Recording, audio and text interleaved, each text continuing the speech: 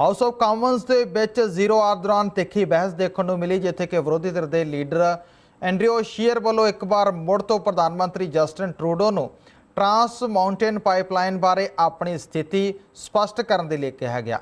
ਇਸ ਮੌਕੇ natural resource minister Amarjit Singh Sohi ਨੇ ਹਾਰਪਰ ਸਰਕਾਰ ਦੇ ਸਮਝੌਤੇ ਨੂੰ ਇਸ ਦੇ ਲਈ ਗਲਤ ਦੱਸਿਆ ਤੇ ਕਿਹਾ ਕਿ ਕੈਨੇਡਾ ਸਰਕਾਰ ਵਿਕਾਸ ਅਤੇ ਬਹੁਪੱਖੀ ਆਪਣੇ ਦੋਸਤ ਬਣਾਉਣ ਤੇ ਅਰਥਚਾਰੇ ਨੂੰ ਗਤੀ ਦੇਣ ਤੇ ਨਵੀਆਂ ਨੌਕਰੀਆਂ ਪੈਦਾ ਕਰਨ ਨੂੰ ਧਿਆਨ 'ਚ ਰੱਖਦੇ ਹੋਏ ਹੀ ਇਸ ਟਰਾਂਸ ਮਾਊਂਟੇਨ ਪਾਈਪਲਾਈਨ ਦਾ ਮੁੱਦਾ ਚੁੱਕ ਰਹੀ ਹੈ।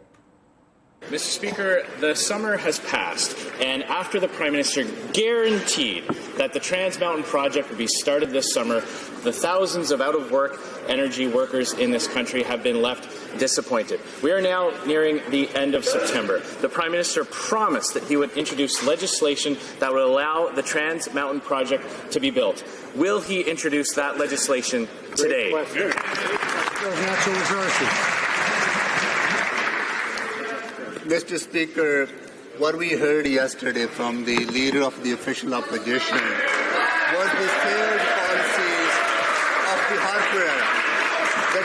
The decade of failure was completely demonstrated yesterday when the official leader of the official opposition showed complete disregard for the courts, complete disregard for the environment, and complete disregard for the consultation with indigenous peoples.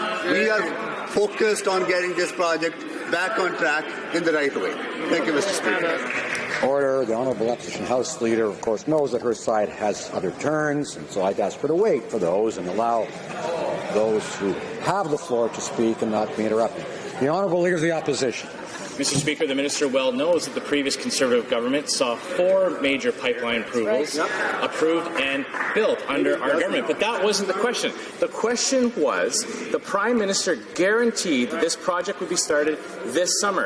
He also promised legislation that would provide a path for the Trans Mountain project to be built. It's now the end of September. Will the Prime Minister introduce that legislation today? Minister of Natural Resources.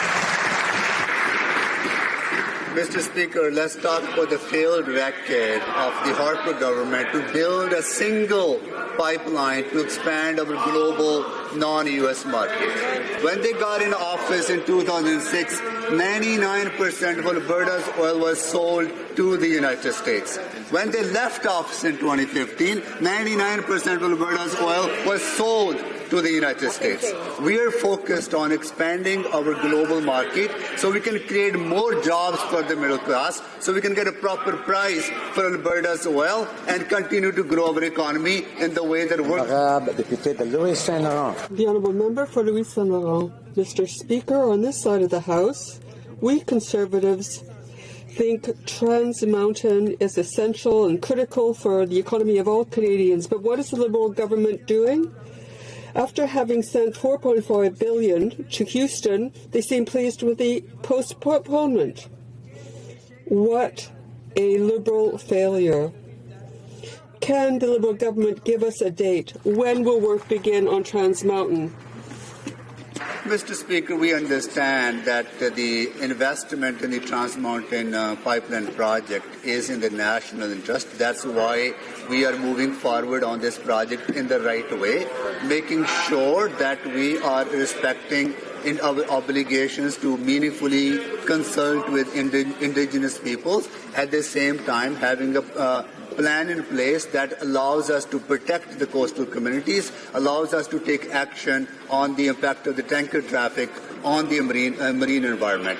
We are committed to getting this project in the right way, Speaker.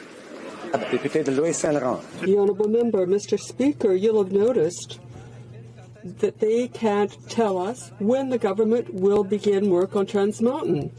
Mr. Speaker, the Prime Minister does not believe in Canada's energy potential. Now, I think that the Prime Minister wants to see it eliminated.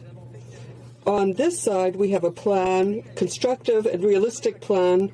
Does the government agree that we should bring in legislation, make this a national project? Mr. Speaker, for years, the previous government cut corners. They disregarded the environmental regulations and they ignored the indigenous people's right to be meaningfully consulted. And the result, not a single kilometer of pipeline built to get our resources to the global market. We are going to do things differently. We're going to consult with the indigenous peoples.